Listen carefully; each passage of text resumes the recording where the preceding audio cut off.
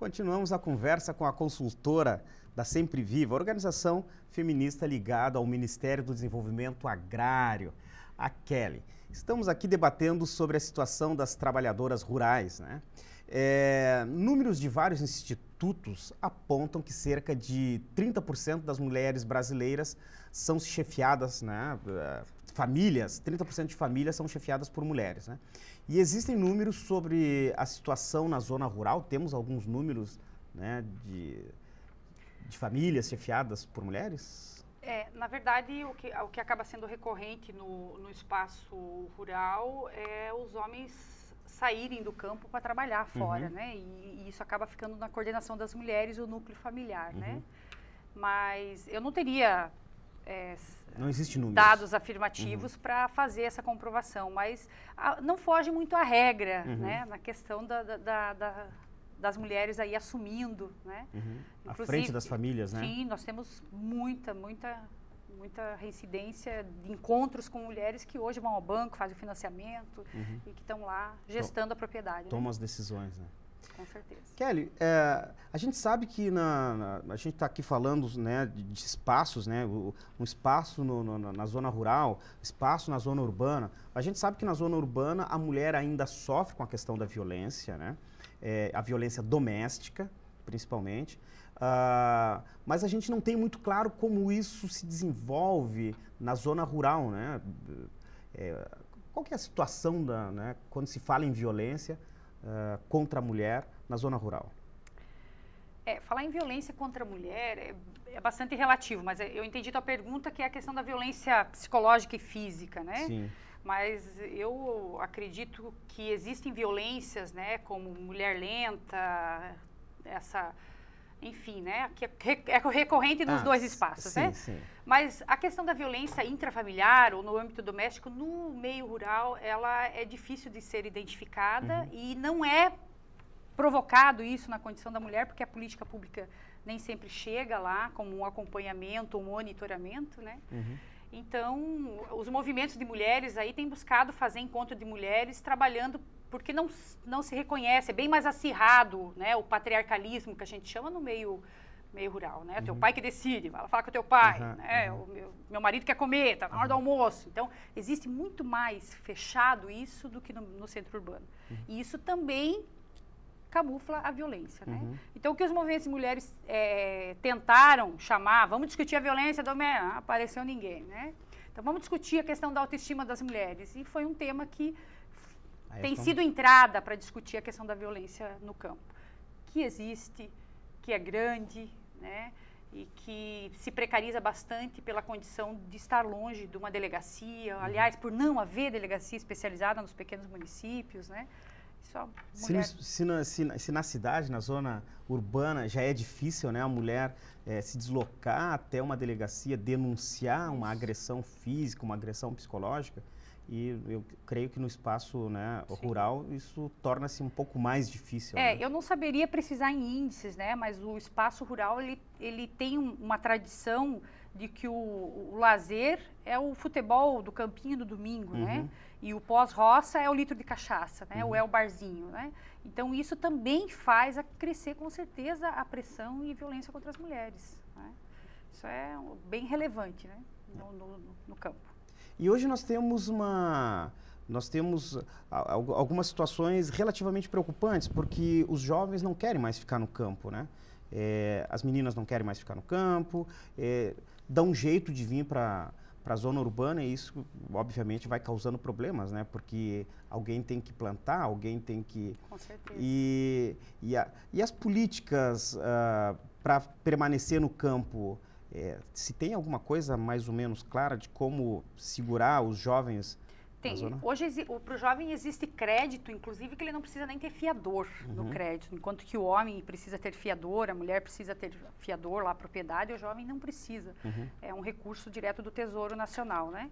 Mas o jovem rural, assim como o jovem urbano, sofre do mesmo problema, né? Que é a falta de reconhecimento das potencialidades juvenis, né? E talvez no campo isso se acirre mais, que é onde ou existe o pai determinante, ou que eu falava antes, né, trabalha assim, não se tem a espécie do trabalho que não gera o salário no final do mês, né? Aquela coisa. E não se ouve o jovem. Então, o jovem vai lá, faz a escola técnica, né? E volta lá inovando a propriedade e há uma recusa, assim, pelo modo tradicional. Eu aprendi de outra forma, né? Isso tem sido bem reincidente. Então, 80% das famílias você já encontra meninos e meninas jovens formados com um curso técnico e agora com as escolas técnicas bem mais, né? E que encontram esse tipo de dificuldade de se relacionar, né, com a família nesse sentido. Isso faz com que o urbano seja mais atraente, né? O jovem urbano não tem muito para onde ir, né? Sim, sim. Então ele permanece, mas para o jovem rural, sair da propriedade, na verdade, não é nem ser moderno e ir para o urbano, é sair da questão nuclear, familiar severa, às vezes, né? Aqui em Blumenau tem na Vila Itopava se desenvolveu algumas políticas que deram condições de algumas famílias com a agroindústria, né?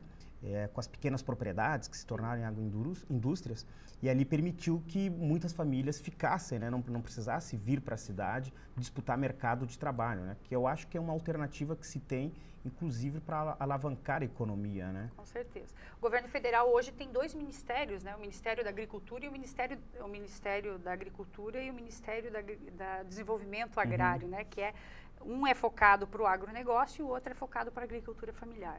Então, a gente tem tentado fazer, no Brasil, na verdade, um resgate da agricultura familiar mesmo, né? De incentivos, né? O Pronaf, por exemplo, que é um crédito hoje dedicado à agricultura familiar, né? Tem moratórias, tem muitas facilidades para garantir que a família permaneça, né? E a inovação do momento é a questão da alimentação escolar, né? Que hoje a lei federal obriga que os municípios adquiram no mínimo 30%, podem adquirir mais, né? Da agricultura familiar, certo? Então isso faz com que as famílias estão aí se potencializando em cima dessas agroindústrias, né? Da horta, dos pequenos animais, do leite. Isso tem mantido, inclusive, jovens no campo nessa perspectiva de ter retorno, né, econômico. Kelly, você faz uma observação que eu acho extremamente pertinente, que é a questão do mito do Dia Internacional da Mulher. Gostaria que você explicasse como surge essa data e como ela se articula de fato, né? Enfim, vamos quebrar mitos. Na verdade, a gente tem que quebrar isso mesmo, porque a história das mulheres tem que ser pautada num dia de luta, num dia de protagonismo, num dia que elas se encorajaram e foram para a rua, né? E não na história que nós temos aí de coitada das mulheres que morreram queimadas, né? Nós temos, historicamente, né, uma visão de que, e isso eu sempre fiz muitas críticas, né? Trabalhar com a mulher é botar elas num coletivo e fazer formação, né? E trabalhar a autoestima e incentivar. Parece que nós somos angolistas, né? Que tem que estar sempre resgatando no sentido da autoestima. Por quê? E daí não é fora, é proposital colocar o Dia da Mulher lá na fábrica que pegou fogo e morreram 100 e tantas mulheres, né? Mas essa fábrica que pegou fogo, ela só se protagonizou, na verdade, por conta que essas mulheres fizeram greve um ano antes e foram para a rua e reivindicaram melhores condições de trabalho, né? Mas não foi isso que gerou o Dia Internacional das Mulheres, né? As americanas, em busca do sufrágio, de votar, já tinham movimento, já discutiam. As trabalhadoras na exploração, porque essa fábrica era de Nova York, também dizendo, chega, deu, né? E resolvem botar isso em xeque e dizer, nós temos que ter um dia. Mas foi, de fato, Clara Zetkin, né? Uma alemã socialista, que disse, espera lá, vamos fazer um negócio articulado, as mulheres têm que ter um dia de comemoração. E levar em conta, então, o 23 de fevereiro de 1917, quando as mulheres russas, né, foram para a rua, e onde elas eram desacreditadas, as mulheres jamais vão fazer a revolução, as mulheres não têm condições para isso, e elas foram lá para a rua e mostraram que era possível, né? Então, 23 de fevereiro, no calendário russo, puxando aqui para o nosso, ele coincide ali com o 8 de março, né? Então, foi em homenagem a essas mulheres. Já se comemorava nos Estados Unidos, na Espanha, o Dia da Mulher, mas foi 1917 em diante que se legitimou o Dia Internacional da Mulher, né? Em homenagem às nossas lutadoras. Que é um momento de reflexão mesmo, né? E alguns empresários se dão o luxo de sair distribuindo flores, cartãozinho, né? E essa condição que é uma condição machista que reforça mais ainda, né? Com certeza. Este olhar capitalista e comercial, né? Então, o capitalismo fez isso, né? Transformou, assim como os outros dias, o Dia da Mulher num dia de compras, né? Uhum. Mas, na verdade, quando Clara Zetkin, uma guerreira, né, foi lá e disse queremos um dia internacional, era para balançar o mundo e dizer as mulheres estão aí. Uhum. Né? As mulheres estão aí, elas estão ocupando espaço e elas querem ocupar na mesma condição. Né? Uhum. Então, o Dia Internacional da Mulher é um dia de luta. Nós usamos calça hoje porque teve mulheres lutando. Né? Uhum. Nós estamos no mercado de trabalho porque teve mulheres que nos antecederam e fizeram essa batalha por direitos trabalhistas iguais, por direito ao voto igual. Né? Então, não é um dia de flores, certo? Até gostamos de flores, mas os homens também gostam de flores, né?